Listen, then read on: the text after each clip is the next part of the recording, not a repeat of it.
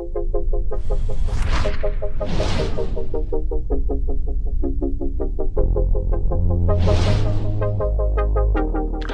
up, guys?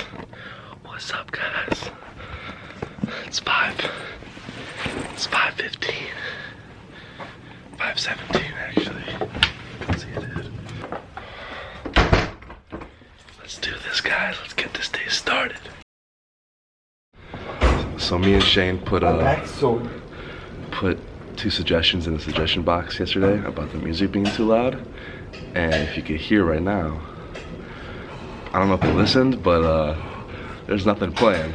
And we decided that loud music is way better than no music. It's silent in here. What's up, guys? So I literally only had about an hour and a half to record this voiceover and also edit this whole vlog. But anyways, this is one take. I'm about to go out to eat with some friends and then get a couple drinks after. It's a rare occasion. But here, we just blasted chest today. And I'm actually I can finally bench 225 for sets of 10. I could do it for two sets in a row, not anything more. But and then right after here, I'm doing 255 for about 4. I believe that's 255. Let's see, 15 plus 15, 30. Yeah, it's 255.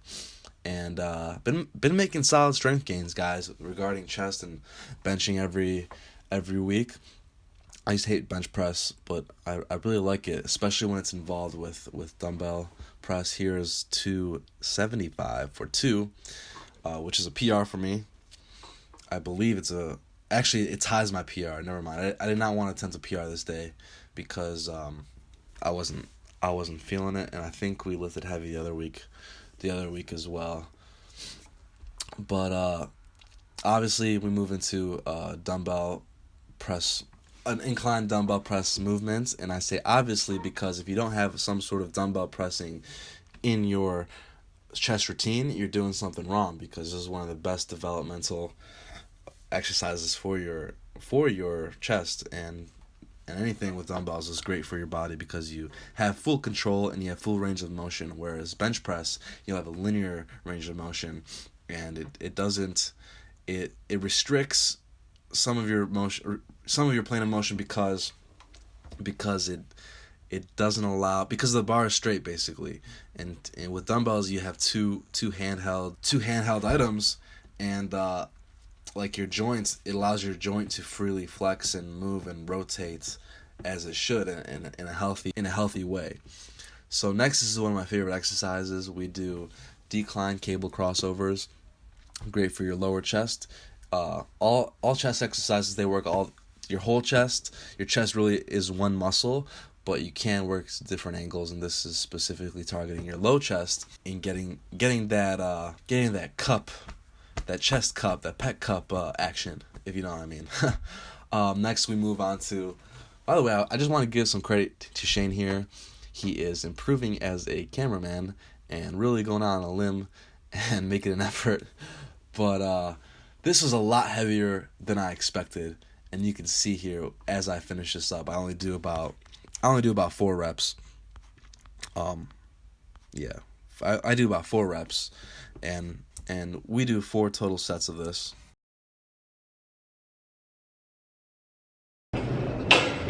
Heavier than I expected. Wow. Yes, sir. Here's another angle. By the way, we did 5 sets of bench press total, 3 sets of incline dumbbell press, and 3 sets of decline cable flies.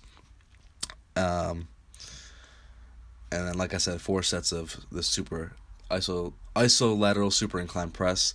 And then this is another type of cable crossover, like the decline cable crossover. It is an isolation movement, so you should not be lifting heavy.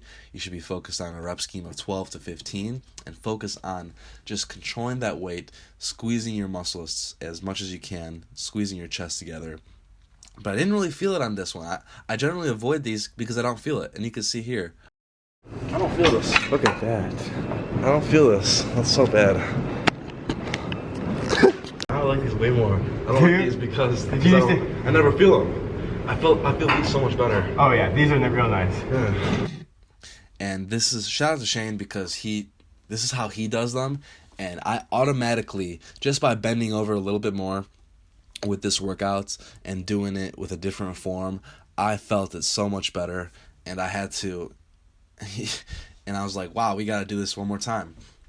Because I just felt it gave me a massive pump. There's Shane saying hi. And these allow a better contraction on squeeze and a better stretch. Definitely the contraction and the expansion up. Yeah, it's all about that stretch on these. And always try to incorporate isolation movements. Instead of just doing all isolation movements or all compound movements, try to incorporate some of both. But anyways, guys, that will conclude this voiceover. Thank you for watching. Sorry I was in such a rush. I don't know if you could tell, but I literally got to leave in like 10 minutes, so I'm going to try to upload this video.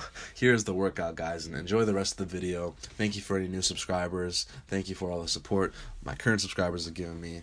I'm excited for this video because, well, you'll see. Anyways, see ya. Chest pump.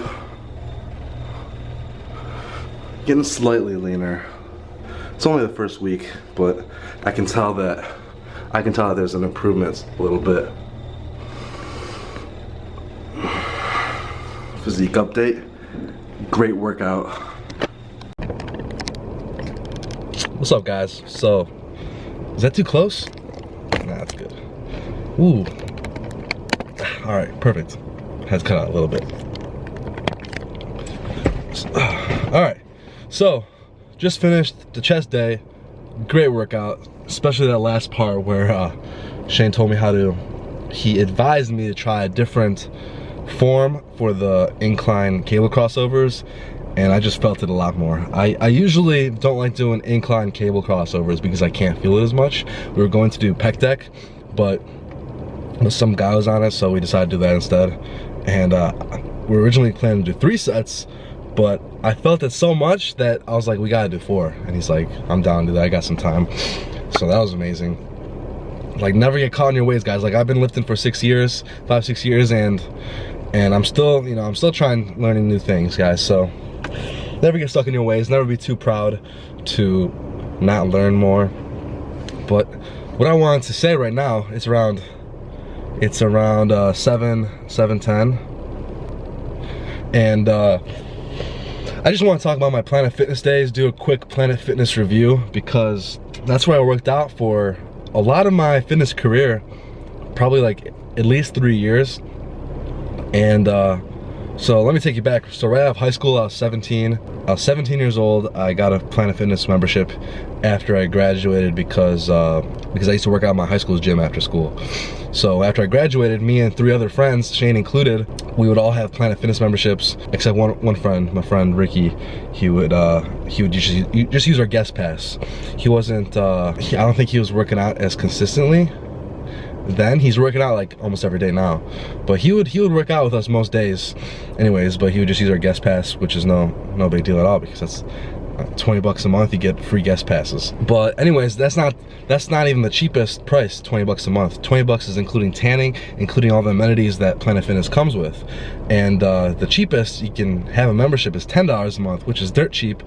And it's a good business plan, because when people see a $10 charge on their credit statement or whatever, on their statement, they're more likely, research shows that they're more likely to brush it off if they never go to the gym, and they'll be like, oh, I'll go, it's $10 is worth it, But if they see $20, they're more likely to cancel. So it's a genius business plan that they have going on there. And most bodybuilders, most fitness people hate on Planet Fitness, and I do to a point, because it's ridiculous a little bit, especially if I were to go there right now. But for the beginner, and for those that can use a cheap gym or a gym close by, or a 24-hour gym or whatever, I advise doing it. Do whatever it takes to achieve your goals. Like I worked out there for 3 years, and I made a lot of gains.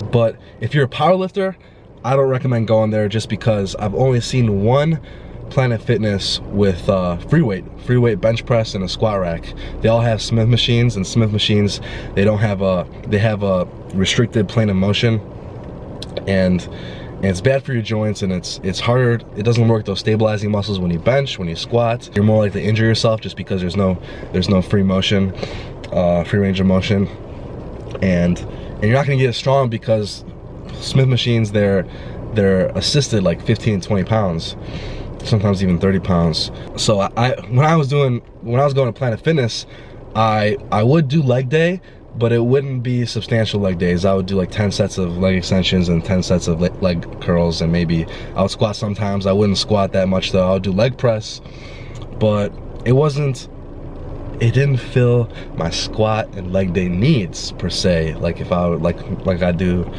now. But I still got it done.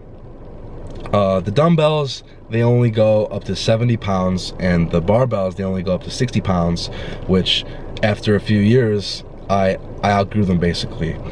And I switched like right at the right time, because I was pressing the 70-pound dumbbells for like 15, shoulder pressing for like 5 to 8, and I was curling. It was way too easy to curl the 60s. But most people, like I said, the beginners, the beginner intermediates, that weight is fine for them. Like I said, you gotta do whatever it takes, and if Planet Fitness fills your needs, I suggest going there. But if you want a real gym, and you want to be able to squat, if you want to be able to bench, if you want to be able to overhead press, I would recommend finding a gym with squat racks, with a bench press. And the one that had a freeway bench press and a squat rack, the Planet Fitness, was in Florida, in Daytona Beach, which was a really cool Planet Fitness, by the way. It did not have Planet Fitness vibes like a normal Planet Fitness. A normal Planet Fitness, its vibes are kind of like a girly gym almost. Did I just assume Planet Fitness gender? Yes. But yeah, I mean it's mostly girls anyways, mostly girls and beginners. And even if you're a girl, I suggest finding a squat rack too, because I mean, girls and guys, they can train the same basically. They just do a little bit less focus on the upper body, on the chest especially.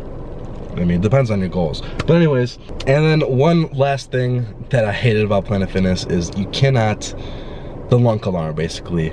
They have this, they coined the phrase called "don't be a lunk" or whatever, and it's written on the walls, and this alarm goes off if you drop the weights, and it makes a really loud noise, and it's like a siren basically. The front desk, they tap a button or flip a switch or whatever if they hear the weights.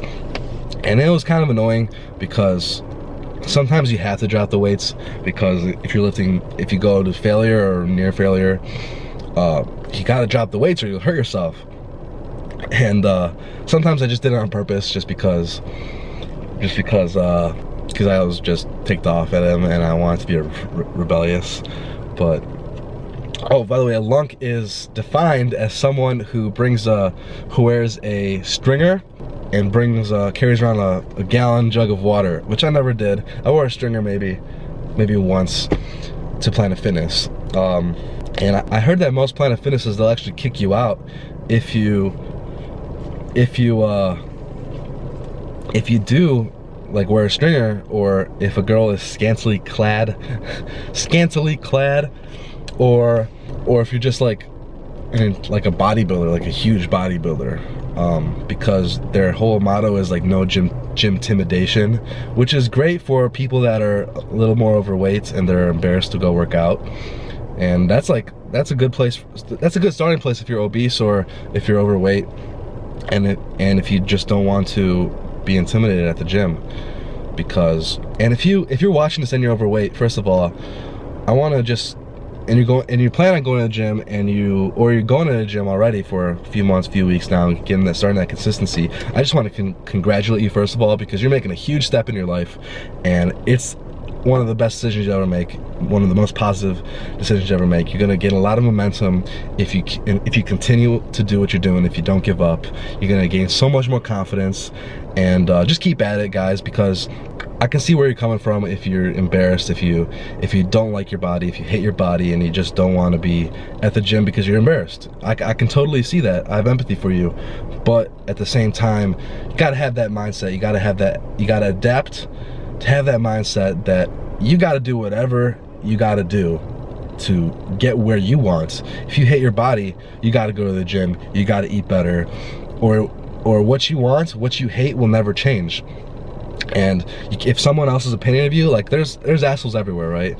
There's people, most people at the gym, I would say that they're focused on themselves, right? Most people are more self-conscious with themselves than they are judgmental towards somebody else.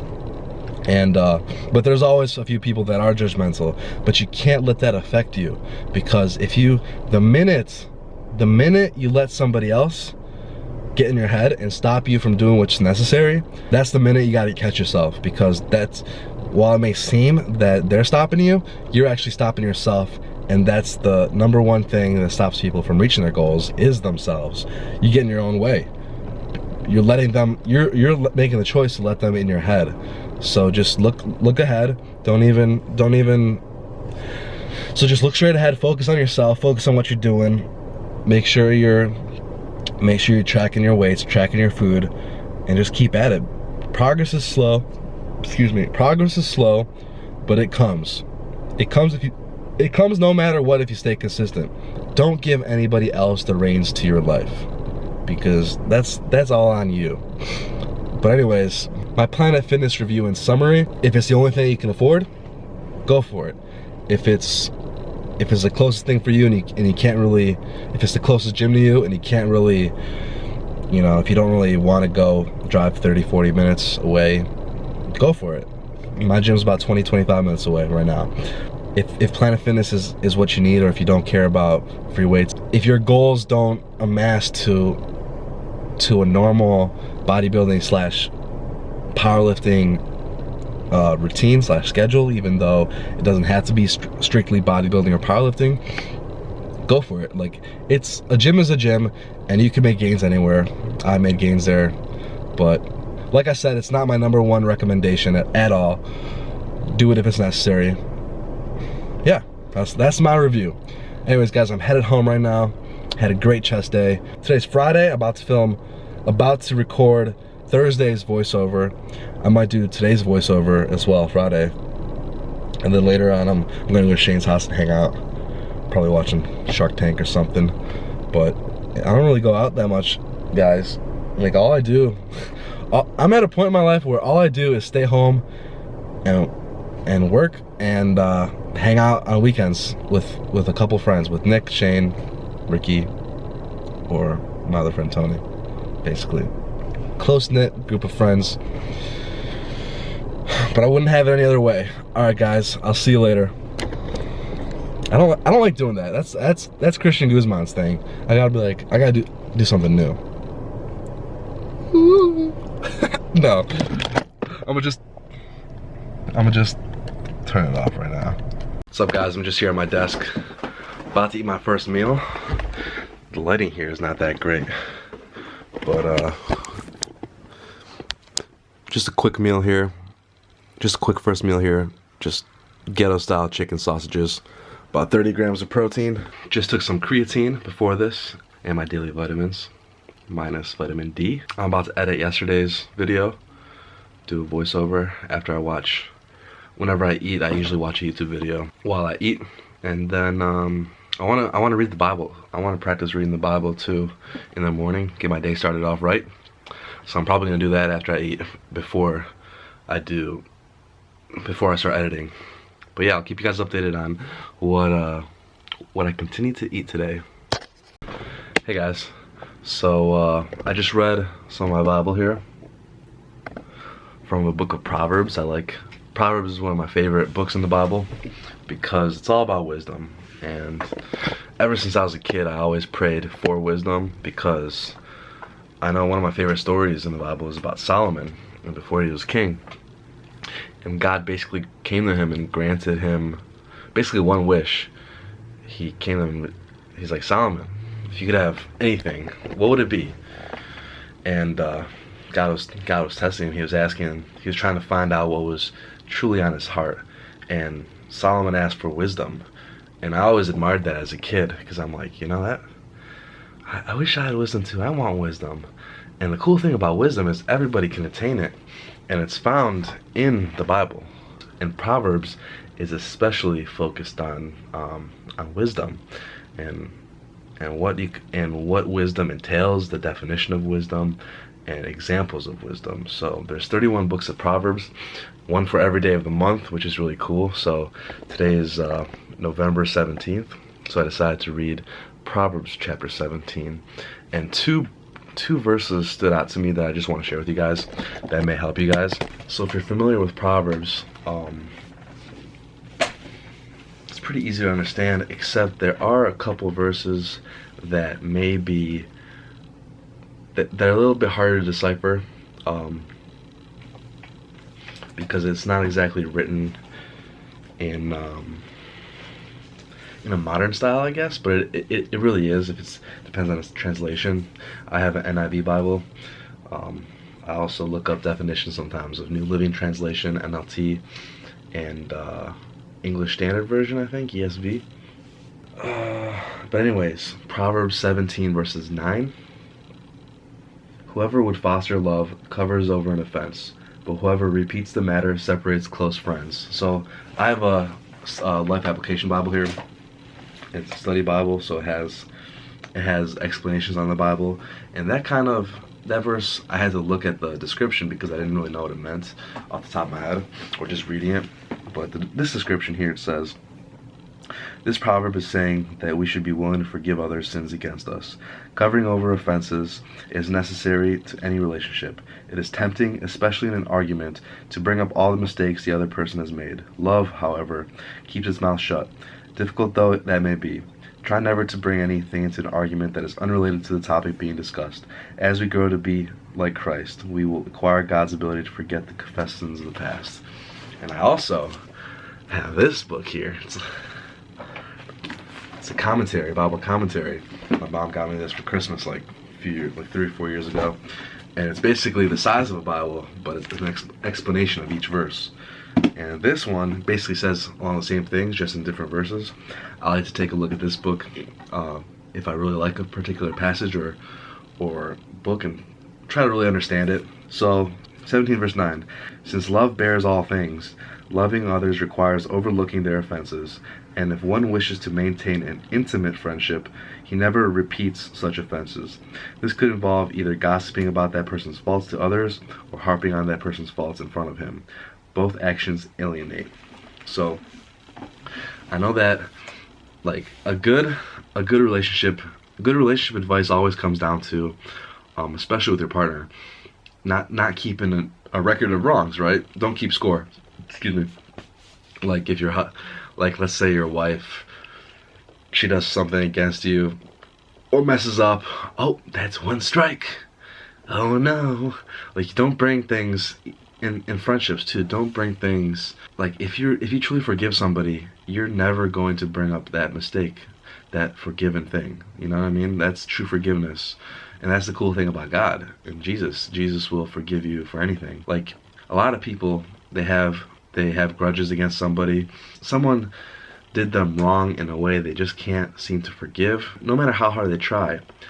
But the cool thing about Jesus is that he will forgive you no matter what. No matter what you do, you can do the worst of the worst. And if you're truly repentant and you feel sorry, then God forgives you, and he forgets that. He truly forgets that. He'll never bring it up against you.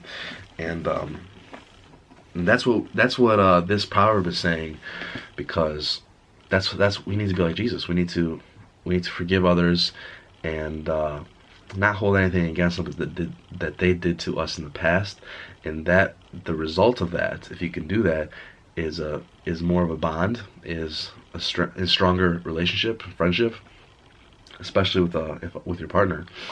And another verse that stood out to me in the same chapter was both verses 27 and 28. So, if one who has knowledge uses words with restraint, and whoever has understanding is even-tempered.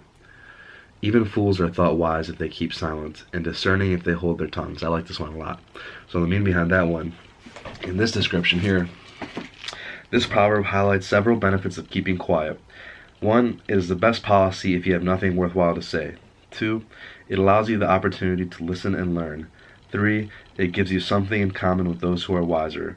Make sure to pause to think and listen and listen so that when you do speak, you will have something important to say. That's amazing, right? And I'm going to read from this commentary one more time. One who is wise is self-controlled. He restrains his words and his temper. He is not hot-headed, but has a cool spirit.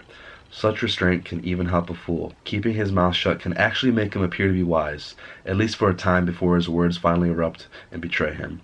In any case, the point is clear. If restrained words benefit the fool, how much more the wise? I like this one a lot because it's a trait of a wise person. And, like, for instance, when you're talking with someone stupid or a foolish person, you can tell right off the bat that this guy, this guy has no idea what he's talking about. This guy is a lunatic. Like, what is he? Like, you know what I mean? Like, most foolish people are very outspoken, and you can tell right off the bat. The loudest person in the room is usually the most insecure, and a lot of those people will be very spontaneous with their words, and whatever comes to their thoughts, they're gonna utter out. And let's say that same person, he's just quiet, you know what I mean? Like, your first impression of someone quiet is not that, you could think that they're weird. That's not my first impression, and your first impression is not going to be, that guy's foolish. If they're quiet, you have no reason to think that they're an idiot or whatnot. And idiocity can be cured. But anyways, I don't want to be too hardcore with my words, I guess. But at the same time, if that quiet person is a foolish person, when they start talking, you're going to be able to see it. And that last part, which I really like, if restrained words can benefit the fool, how much more the wise? So if you're already a person that trying to abide by the words of the Bible and just trying to be a good person and trying to really chase wisdom, like, just think everybody can get in trouble if they don't think what to say. You know what I mean? If they just Twitter is one of the places in social media that people get in trouble, that people go viral from stupid stuff off the top of their head, that people get into so many arguments off of. And I bet you a lot of people say things they regret. I always delete tweets because after thinking about it, I'm like, I don't want to do that. That's not really me. That's not what I want to be represented as. So this verse in particular, I can definitely apply in my life. And if you just have a chance to think things over, like, how much more intelligent you will sound, and more you'll just be able to receive all sides of things. Of whether you're doing some diplomacy in the workplace, sales, or whatnot. When you're talking to your friends, like that previous verse we were talking about, if you think before you speak to your friend, instead of, oh, you did this, remember you did this 3 months ago. It's thinking, I shouldn't say that, you know what I mean? I gotta forgive, forget, it's okay. Think about it, Anyways, guys, hope these verses could help. Proverbs is a great book. If you like these, I'm going to do them more. I'll probably do them more anyways. Because I really want to try to build a habit of reading the Bible daily. Because I have spurts where I do it, and I always feel the best. I feel like I'm just a better person when I do read the Bible and to really try to apply it in my life. So, yeah. Cool.